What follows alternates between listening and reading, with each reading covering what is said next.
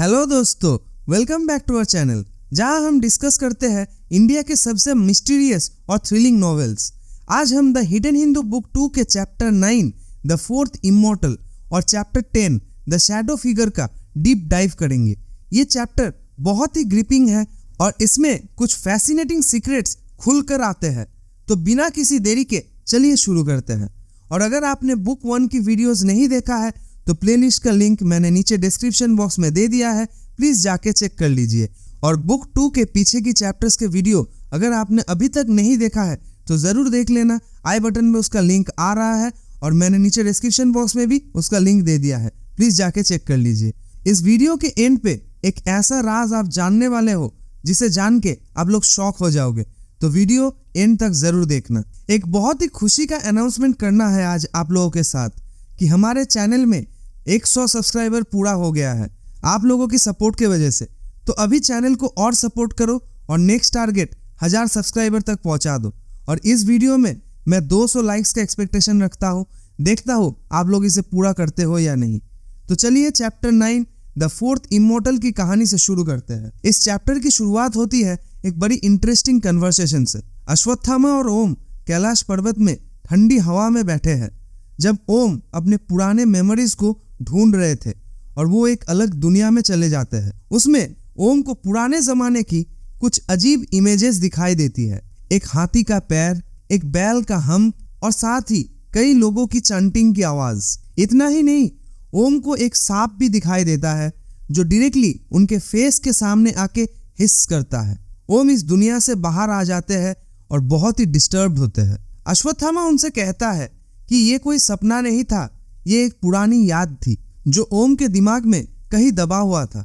लेकिन ओम का सवाल ये था, अगर ये मेमोरी थी तो मैंने कभी पहले क्यों नहीं देखा। अश्वत्थामा फिर एक इंटरेस्टिंग बात शेयर करता है, ओम तुम्हारी यादें लॉक्ड है, मैं तुम्हारी मदद करूंगा उन्हें अनलॉक करने के लिए। तुम मेडिटेशन करो और मैं तुम्हें एक्सटर्नली सपोर्ट करूंगा। ये एक बहुत ही पावरफुल सीन था जहां अश्वत्थामा और ओम एक साथ मिलकर ओम की छुपी हुई यादों को खोलते हैं। अभी हम आते हैं रूपकुंड में जहां नगेंद्र को दूसरा वर्ड मिल गया था और उधर एक बर्फ का तूफान हुआ था उसके वर्ड मिलने के बाद, और तीनों उधर ही रह गया था। जब आंख खुलता है नगेंद्र का तो वो देखता है कि परिमल एक साइड में पड़ा हुआ है और एलएसडी ठंड की वजह से अजीब हरकतें कर रही थी। नगेंद्र जाके उसे चेक करता है और देखता है कि एलएसडी की पेट में उसका बच्चा एकदम सही है। फिर नगेंद्र एलएसडी को थोड़ा गर्म करने के लिए अपना कपड़ा उसे दे देता है और ऐसे ही एलएसडी अपने होश में आता है। और यही खत्म नहीं, तीनों का कुछ और प्लान भी होता है।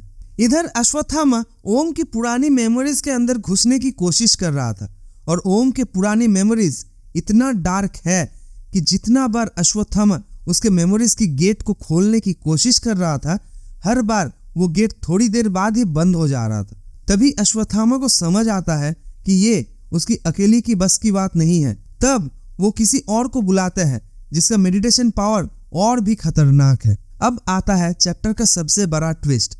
अश्वत्थामा ओम को बताते हैं कि वो अब फोर्थ इमॉर्टल से मिलवाने वाले हैं। ये कोई और नहीं बल्कि महाभारत की लेजेंडरी आर्चर कृपाचार्य है। युधिष्ठिर ने उन्हें माफ कर दिया था महाभारत के बाद और अश्वत्थामा के कहने पर कृपाचार्य आज भी जिंदा है और जब भी जरूरत हो अश्वत्थामा उन्हें बुला सकता है।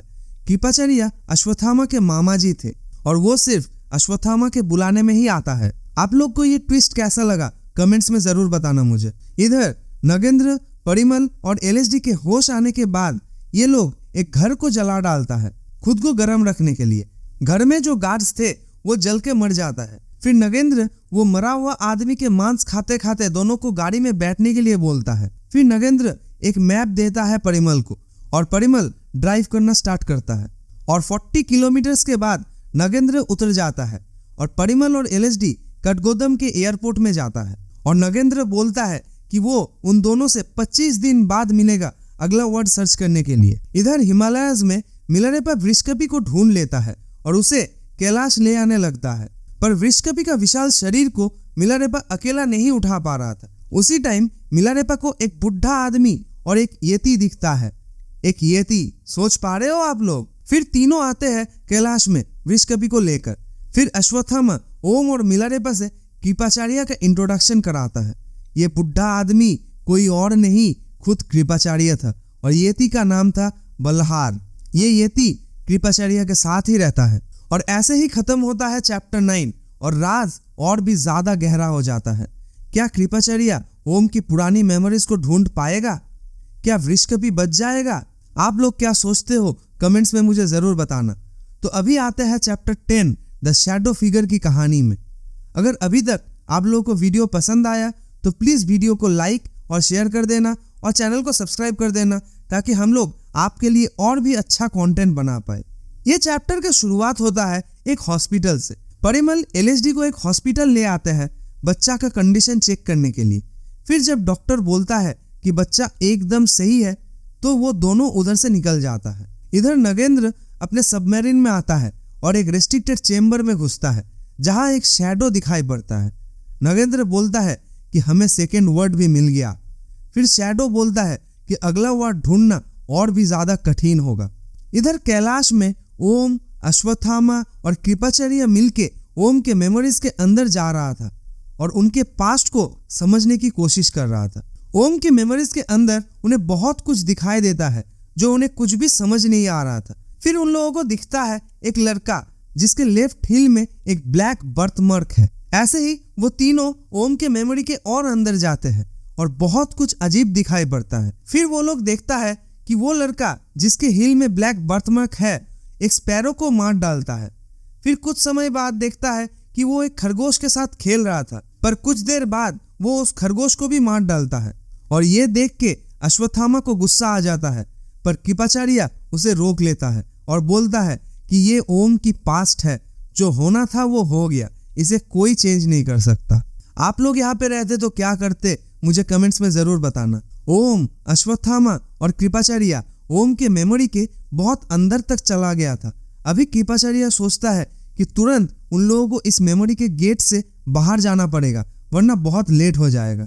तो ये तीनों बाहर आने के लिए गेट के पास आते हैं और बहुत सारा रुकावट मिलता है, बट कैसे भी करके ये लोग निकल जाता है। फिर ओम को रेस्ट करने के लिए भेज देता है और इसी टाइम कृपाचार्य अश्वत्थामा को एक ऑर्डर देता है और बोलता है कि मेरे बिना तुम ओम के मेमोरी के अंदर कभी मत जाना। इधर परिमल और एलएसडी आते हैं शेतपाल, जहां सांप और गांववासी एक साथ रहता है। कोई किसी से नहीं डरता है, सांप भी इंसान से नहीं डरता है और इंसान भी सांप से नहीं डरता है। यहाँ हर घर में कोबरा मिलता था जो उनके गेस्ट होते थे। शेतपाल में एलएसडी और परिमल का स्वागत एकदम रॉयली होता है और एक पैलेस में ले जाया जाता है।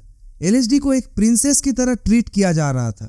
एलएसडी को पैलेस में घूमते घूमते बहुत सारा एंशियंट पिक्चर फ्रेम्स और वॉल क्रेविंग्स दिखाई दिया। हर फ्रेम में एक आदमी और उसके साथ एक पेट था। दोस्तों, यहाँ पे भी एक राज है जिसे हम जानेंगे आगे की चैप्टर्स में, तो बने रहिए हमारे साथ। शेतपाल में ये पैलेस असल में परिमल का अपना घर है और परिमल एलएसडी को कहता है कि कल हमारी शादी है तुम्हारे साथ, और ये भी कहता है कि कल एलएसडी को माता भगवती से आशीर्वाद मिलने वाला है, ताकि एलएसडी परिमल के बच्चे को अच्छे से कैरी कर पाए, जिस बच्चे के हाथ में एक अनोखी आंख रहेगा जैसे परिमल का भी था। सुन के शॉक हो गए ना?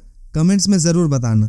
तो ऐसे ही चैप्टर 10 भी खत्म होता है और हमारे मन में बहुत सारा क्वेश्चंस आता है कि शैडो फिगर कौन है, वो ब्लैक बर्थमार्क वाला लड़का कौन है। तो ये सब क्वेश्चंस की आंसर्स पाने के लिए बने रहिए हमारे साथ और चैनल को सब्सक्राइब कर दीजिए। ये दोनों चैप्टर्स में हम ये देखते हैं कि कैसे अश्वत्थामा और कृपाचार्य ओम के मेमोरी के अंदर घुसता है और एक शैडो से भी मिलते हैं जो कौन है हमें अभी तक पता नहीं है, और परिमल के साथ एलएसडी का शादी, ये सब स्टोरी को एक अलग ही ट्विस्ट देता है।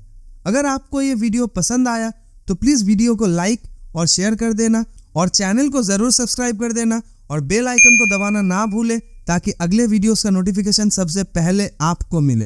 तो चलिए मिलते हैं नेक्स्ट वीडियो पे। Thank you.